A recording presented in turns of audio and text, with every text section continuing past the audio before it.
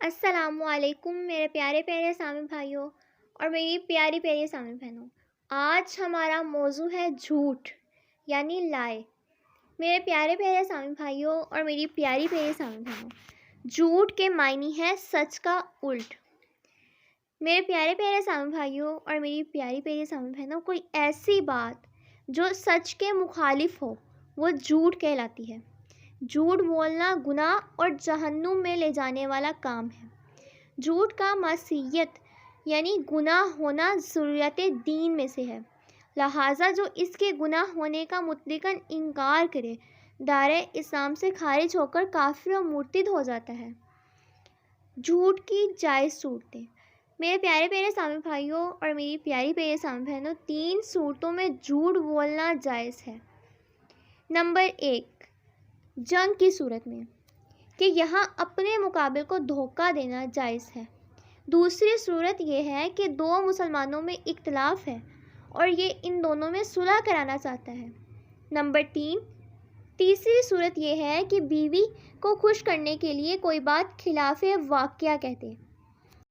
میرے پیارے پیارے سامع بھائیوں اور میری پیاری پیاری سامع بہنوں، ان 3 صورتوں کے علاوہ جھوٹ بولنا ناجائز ہے، جبکہ ان 3 صورتوں میں جھوٹ بولنا جائز ہے۔ فرمان مصطفیٰ صلی اللہ علیہ وسلم، جھوٹ سے بچو کیونکہ جھوٹ گناہ کی طرف لے جاتا ہے اور گناہ جہنم کا راستہ دکھاتا ہے، اور آدمی برابر جھوٹ بولتا رہتا ہے اور جھوٹ بولنے کی کوشش کرتا رہتا ہے، یہاں تک کہ اللہ پاک کے نزدیک کذاب یعنی بہت بڑا جھوٹا لکھ دیا جاتا ہے۔ استغفر اللہ۔ میرے پیارے پیارے سامع بھائیوں اور میری پیاری پیاری سامع بہنوں، اس گناہ میں مبتلا ہونے کے بعض اسباب ہیں۔ نمبر 1، مال کی حرص کہ خرید و فروخت میں رقم بچانے یا زیادہ مال کمانے کے لیے جھوٹ بولنا عام پایا جاتا ہے۔ نمبر 2، مبالغہ آرائی یعنی بڑھا چڑھا کر بیان کرنے کی عادت۔ ایسے افراد حد سے بڑھ کر جھوٹی مبالغہ آرائی میں مبتلا ہو جاتے ہیں۔ آج کل چیزوں کی خرید و فروخت کے وقت اس طرح کی جھوٹی مبالغہ آرائی عام ہے کہ میں نے فلاں دکان سے دیکھا تھا اور اتنی قیمت میں مل رہا تھا جبکہ آپ مہنگا دے رہے ہیں۔ ایسے کی باتیں بھی جھوٹ میں شامل ہیں۔ حب مدح یعنی اپنی تعریف کی خواہش، ایسے لوگ اپنی واہ واہ کے لیے جھوٹے واقعات بیان کرتے ہیں۔ فضول گوئی کی عادت۔ آج کل مروتاً جھوٹ بولنا بھی عام پایا جاتا ہے۔ مثلاً کسی نے سوال کیا، آپ کو کھانا پسند آیا ہے؟ اور آپ کو پسند نہ آیا ہو تو آپ کہتے ہیں جی ہاں بہت پسند آیا، حالانکہ واقعی میں ایسا نہیں ہوتا۔ تو اس طرح کی باتیں بھی جھوٹ میں شامل ہیں۔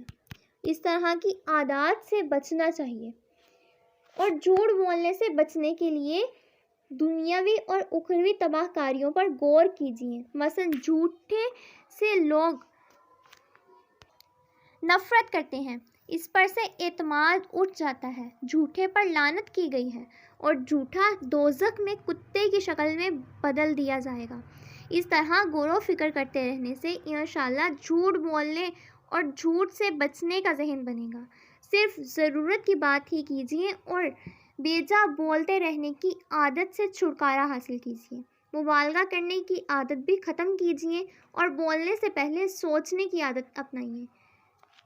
اور میرے پیارے پیارے سامع بھائیوں اور میری پیاری پیاری سامع بہنوں، یاد رہے مذاق میں اور مروتاً جھوٹ بولنا بھی جھوٹ کہلاتا ہے، اس لیے ان چیزوں سے خاص طور پہ بچا جائے کہ آج کل مروتاً اور مذاق کے دوران عام روٹین میں جھوٹ بولا جاتا ہے، اس لیے یہ عادتیں ختم کی جائیں۔